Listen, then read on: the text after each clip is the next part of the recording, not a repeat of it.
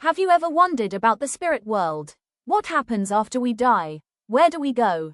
Do the spirits on the other side use paper money, drive paper cars, or eat like we do? As for me, ever since I was young and started to think more deeply, I've always been curious about these questions.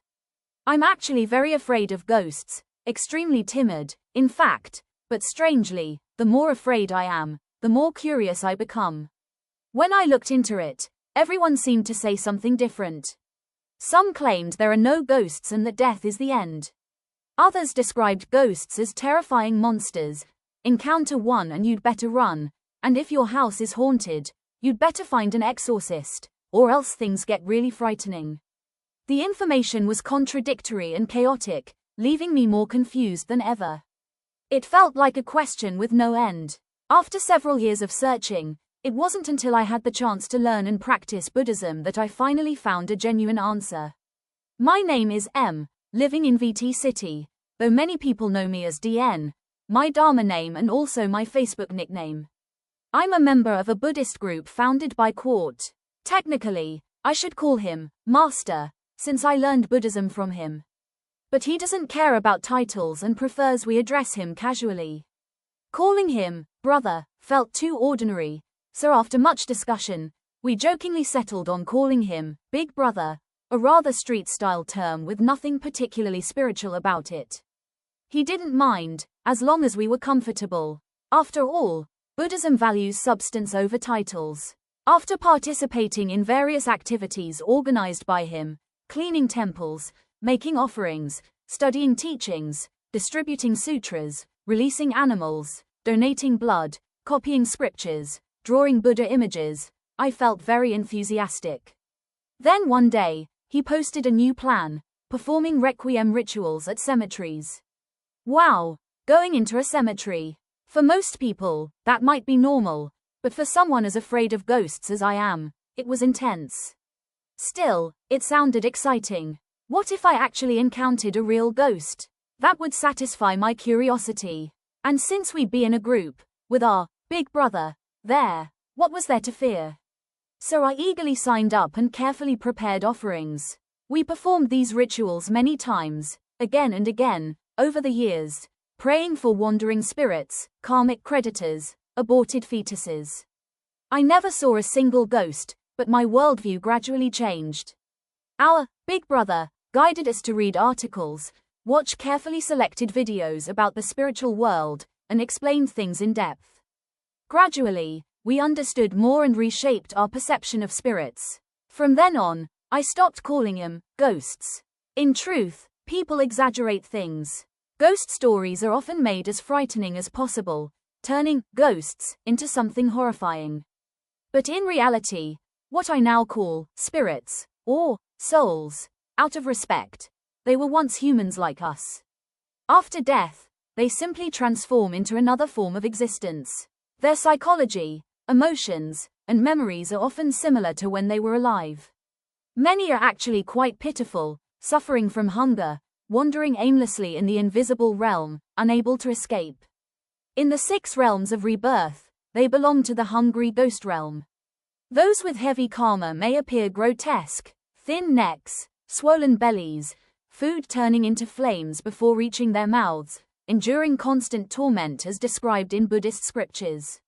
Those with lighter karma appear more normal. If the living make offerings, they can eat. Some spirits are weak and cannot affect the human world. Others are stronger and can manifest or interact with humans. Some wander alone, lonely spirits, while others gather in groups. There are human spirits, as well as spirits of animals, birds, fish, crabs, and more. Some reside in specific regions of the underworld and are only allowed to return during certain times, like the 7th lunar month. Others roam freely in the human world. Though their conditions vary greatly, they all belong to the hungry ghost realm. While we eat 3 meals a day, many wandering spirits have no home and no one left to remember them. They endure constant hunger for years, decades, even centuries.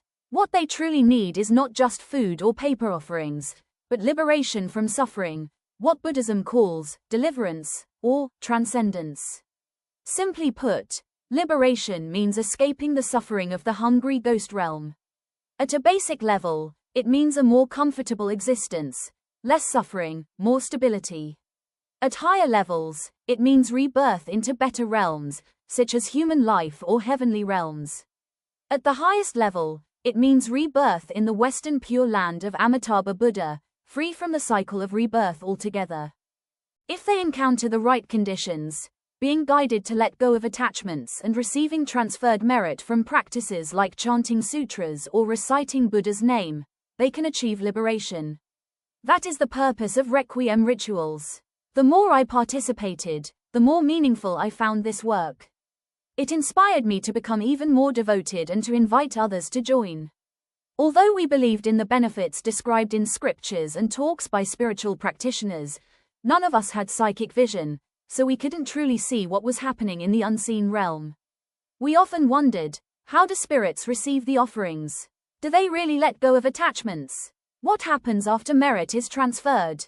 For a long time, I hoped we could invite a psychic, someone who could see the unseen, to join us and act as a bridge.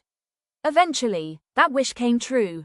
One day, we met a remarkable woman named DL. She was a devoted Buddhist who, after years of chanting and meditation, developed the ability to perceive the spiritual world and even past lives.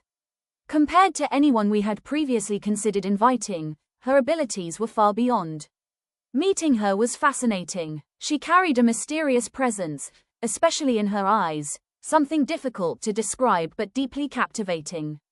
At first, she didn't like participating in rituals at cemeteries, saying she wasn't strong enough to handle the energy.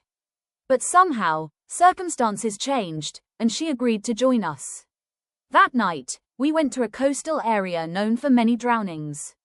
According to her, even before we began, countless spirits had already gathered, waiting eagerly. As we performed the ritual, chanting, making offerings, guiding the spirits, she described waves of spirits arriving from the sea, excited and hopeful. At one point, after offering food, our leader asked if the spirits were full. Through her, they responded joyfully, "We are full." Later, during the chanting of Amitabha Buddha's name, she described millions of spirits joining in, praying together. Some even began ascending, being liberated.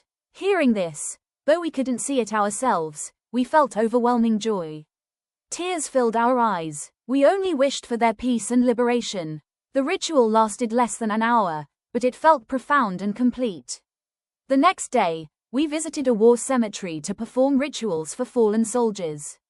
The atmosphere was solemn yet peaceful. During the ritual, something extraordinary happened. One member suddenly had a vision of a radiant bodhisattva appearing in the sky, with countless spirits rising below. According to DL, the soldiers' spirits did not leave for other realms. Instead, they chose to remain, continuing to protect the country, even in the spiritual realm. Their wish was not for personal liberation, but to safeguard the nation. Hearing this deeply moved us. In the end, we returned home filled with indescribable warmth and gratitude. Looking back, I still feel that joy. I'm grateful for life, for the people I met, and for these sacred experiences.